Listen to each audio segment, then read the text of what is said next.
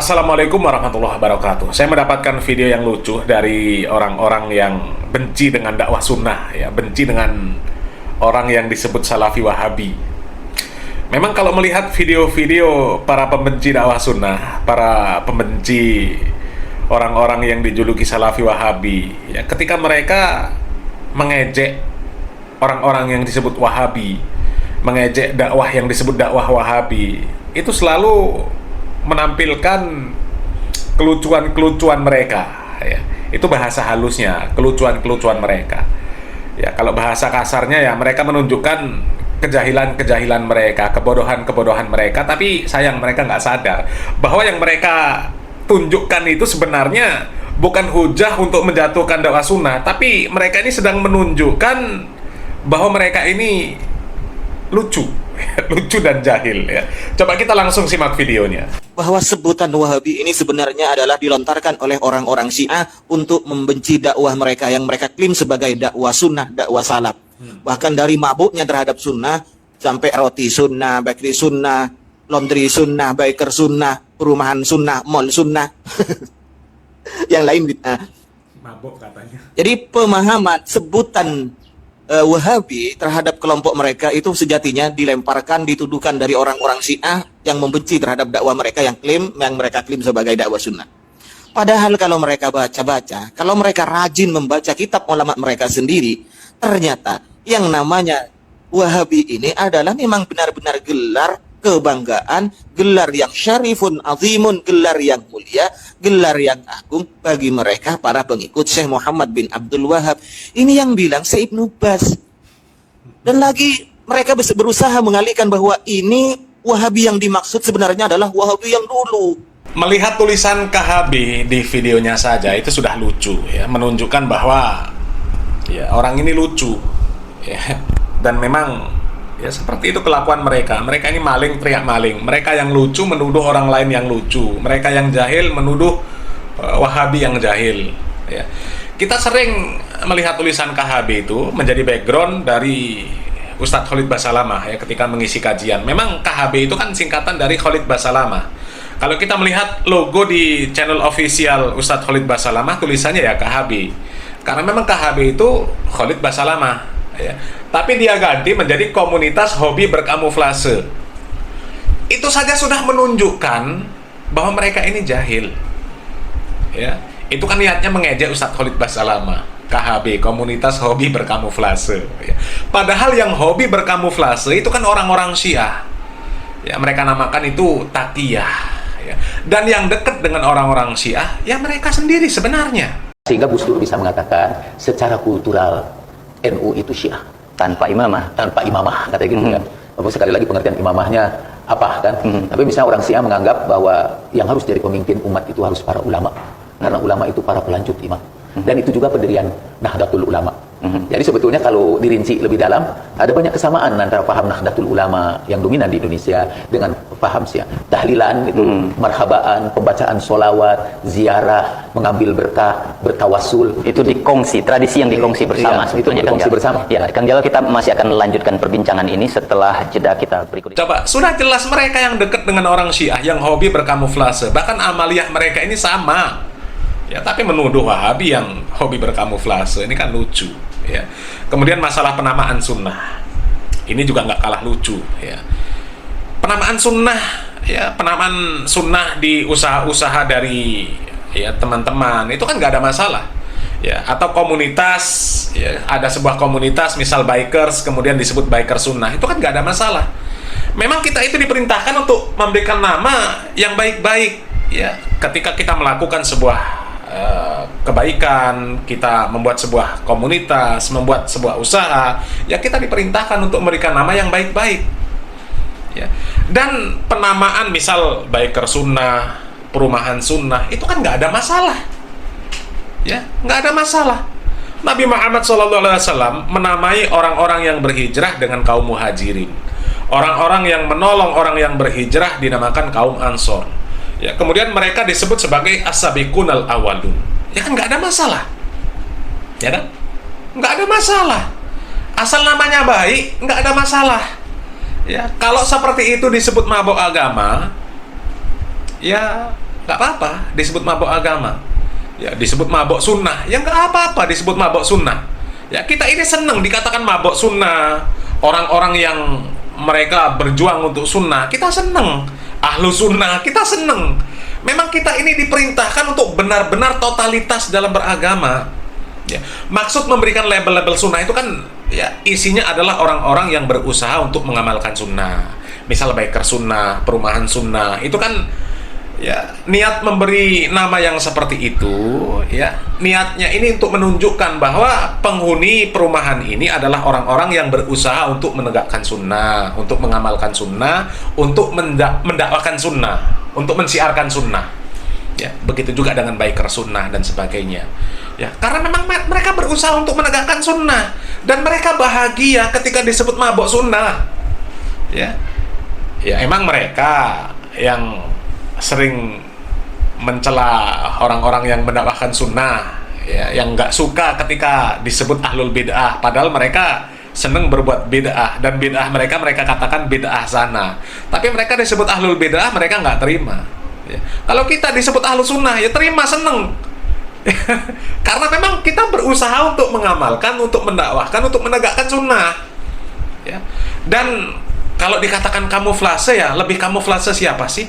Ya kalau biker sunnah, memang isinya orang-orang yang berusaha untuk menegakkan, mengamalkan, untuk mendakwahkan sunnah. Beda dengan majelis-majelis mereka, namanya Sabilu Taubah, tapi isinya perempuan jogetan, nggak tutup aurat, ditonton sama laki-laki. Kemudian ada majelis namanya Ibadallah. Namanya keren, Ibadallah. Tapi untuk kamuflase saja, isinya apa? Ya Ilham Yahya. Kemarin jadi polemik. Ngokop-ngokop. Ya, coba. Yang kamuflase siapa? Coba cari majelis yang katanya ahlus sunnah kemudian kelakuannya seperti itu. Kajian miso-miso. Ya katanya sholawat tapi joget-joget, laki-laki perempuan campur baur, nggak ada. Karena memang mereka berusaha untuk menegakkan sunnah betul, untuk mengamalkan sunnah, untuk mendakwahkan sunnah betul. Beda dengan kalian yang mengatakan kami ahlu sunnah, amaliyahnya malah ya kan seperti itu. Ya, kalau orang yang mereka totalitas dalam menegakkan, dalam mengamalkan sunnah, berusaha ya untuk totalitas ya, untuk menegakkan, untuk mengamalkan, untuk mendakwahkan sunnah, kemudian disebut mabuk agama, ya nggak ada masalah. Memang kita ini sudah diperintahkan oleh Nabi kita Muhammad SAW, diperintahkan oleh Allah Subhanahu Wa Taala untuk totalitas dalam beragama, dalam menegakkan sunnah. Sunnah secara umum adalah seluruh syariat Islam. Ya, kalau secara fikihnya ya sunnah itu adalah sesuatu yang bila diamalkan mendapatkan pahala, nggak diamalkan nggak apa-apa, itu secara fikih. Cuma secara umum, secara luas definisi sunnah itu syariat Islam itu sunnah. Ya, syariat Islam itu sunnah, dan kita diperintahkan untuk totalitas di dalam menegakkan Islam, di dalam berislam.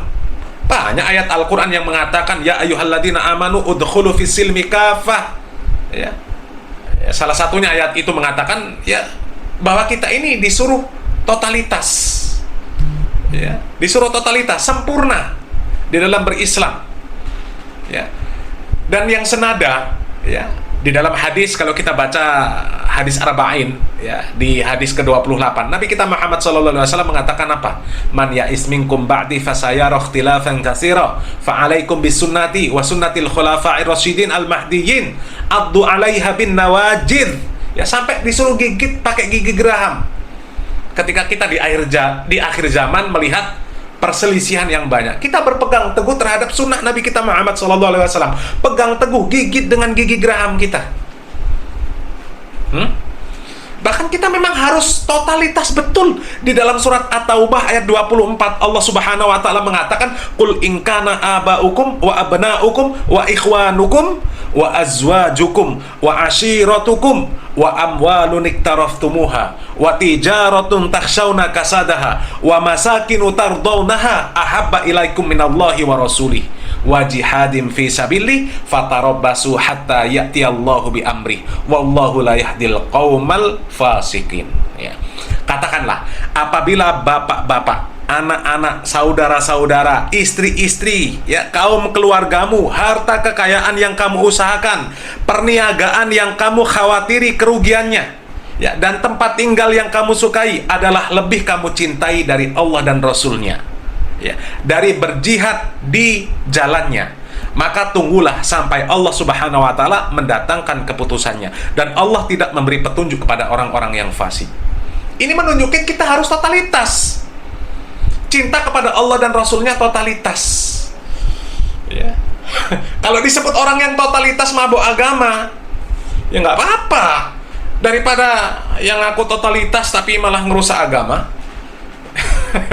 Ya, solawat, dangdutan, jogetan, laki-laki perempuan campur baur, itu sunnah dari mana, Mas Bro?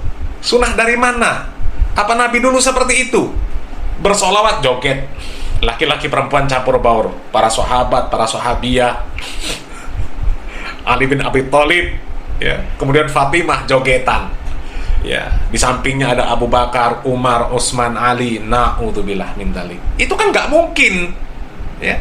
Lah, yang mengamalkan seperti itu ngaku ahlus sunnah, sunnah dari mana, ya kan?